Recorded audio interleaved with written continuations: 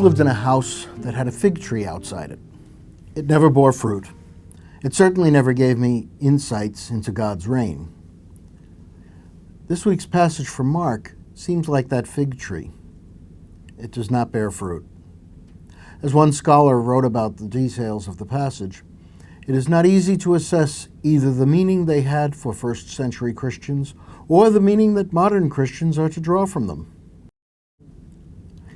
Yet, the first century Christian who wrote this gospel felt there was some meaning to be drawn from the passage as a whole, if not from the details. Ever since, the Church has continued to proclaim it, even though the details are either wrong or incomprehensible. Is there something in this passage for our age as well?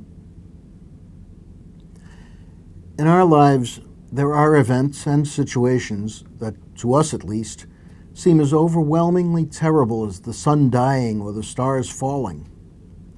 My plans and dreams fail.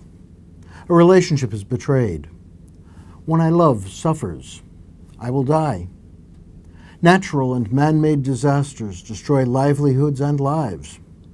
War, injustice, violence, corruption, and poverty seem too powerful to be driven from our world.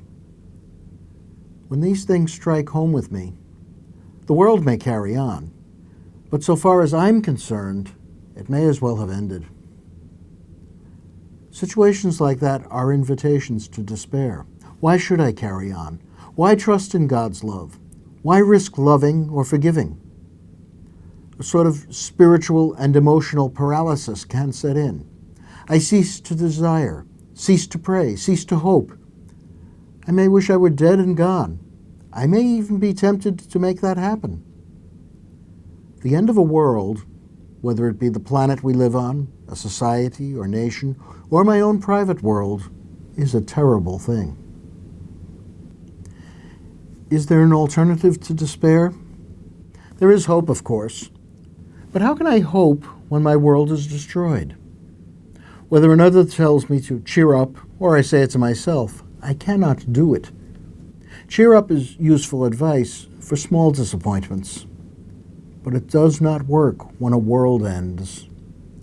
I want something upon which I can either restore my world or build a new one. Jesus tells us to learn from the way that seemingly dead trees send forth new shoots. There's something about the world God made that refuses to die forever. The flowing sap and the tiny buds remind us that we may have to look hard to see signs of new life, but they are there. Does that mean that after a bit of time, I can expect my world to be reborn as it was, as I want it? Painful experience says no. The fig tree is only a parable, not a paradigm or model. So what then is the evidence that can draw me from the edge of despair? Parables are nice, but my life is not a parable. It's real.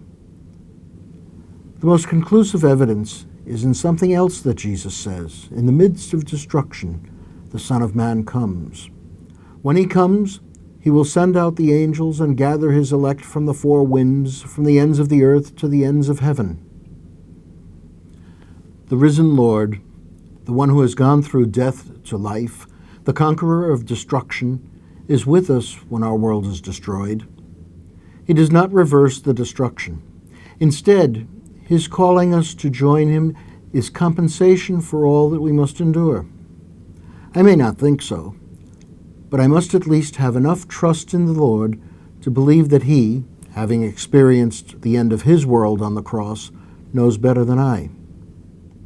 The good news is not that God will make everything work out as we wish, but that he is with us in a special way when it seems our world is ending.